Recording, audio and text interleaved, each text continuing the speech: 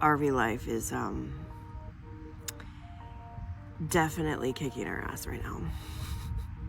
Can you tell by like the bags under my eyes and how terrible that I look? Yeah, I opened the camera and I'm like, I shouldn't film, but I'm going to anyway. So you guys are just gonna get me at the worst. So sometimes I feel like RV life really likes to mess with you to see if you're ready to cut it or not. And I think a lot of people probably get to some of these points and they do. They cut and they give up and they run. And I totally get why, and I kind of feel that way right now. The good thing is we're headed to Galveston, and Galveston is like our second home. Well, technically our first home at this point because we don't have another home besides our RV. But anyway, we love it so much. We have a great community there, and it's about the only place that we really feel like we can go and relax. So when we left New Orleans, we're headed to Galveston. That's a 6-hour drive. We should have easily made it in 2 days. We're on day number 5. Yeah, that's how it's going. And I'm not even there yet. We are 8 miles away. I still have a ferry ride to take to get over to Galveston, and I'm not 100% positive we're gonna make it.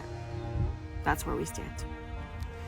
So between the issues with the Jeep and the tire blowout on the I-10, which if you didn't see that video, click here below and I will link it so you can watch it. That was the first fiasco, and that set us back. What should have been a 2-hour day drive turned into a 9-hour day, and pretty much no sleep that night before we got up and left again. We made it the final couple of hours to Boulevard Peninsula, which if you look on a map, it's this little peninsula that comes off of Texas, and it's kind of a little remote area, but you can take a ferry over to Galveston. Whereas if we drive to Galveston through Boulevard Peninsula, we have to go all the way up and around through Houston. It's about an extra 2-hour drive. We're not gonna make that at all. So we have no choice, although I do like taking the ferry. It's one of my favorite things to do. We don't have a choice anyway, because if we take the ferry from the Margaritaville that we ended up crashing at for the last couple of nights trying to deal with this situation that we have going on, it's 8 miles and we are limping. When I say limping, we have a flat tire on the rig that we can't get fixed. We tried for 8 hours yesterday calling around to get support. No one would come help us. No one would come here to where we're at. Oh, she's going crazy. They will help us if we get over to Galveston. So we're going to go 10 miles an hour, not tow the Jeep. She is just she's just going crazy. If you see like dirt flying up on me, it's her. So we're gonna go like 5 miles an hour, and we're gonna take the ferry over to Galveston, and hopefully we can get the tire fixed. We still have to file a claim on the Jeep, and it's just, I just look at, she just dumped a bunch of dirt all over me. Puppy distractions while you're trying to TikTok. It's just, you know, the life. Anyway, so we're hoping that if we get over to Galveston, we have a guy lined up who has the tire, who says he has the facility.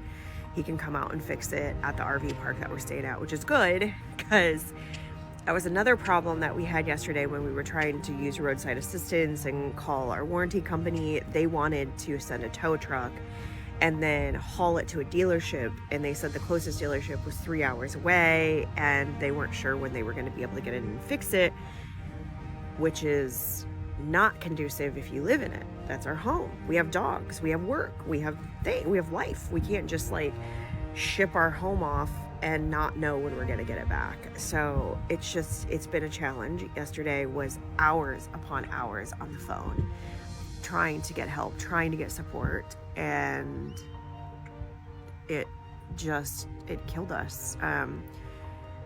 We're so exhausted. We're definitely like not feeling well just because of the stress of everything. I don't know, man.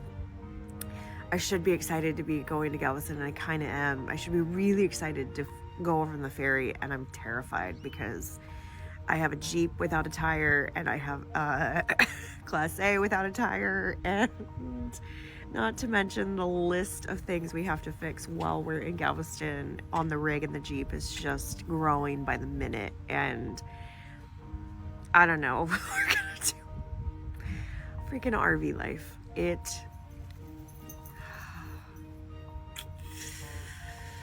definitely pushes your limits to see if you're gonna survive. And some days I feel like we're not. And this is kind of one of those days. Wish us luck. Come with us on the ferry. Let's see how it goes.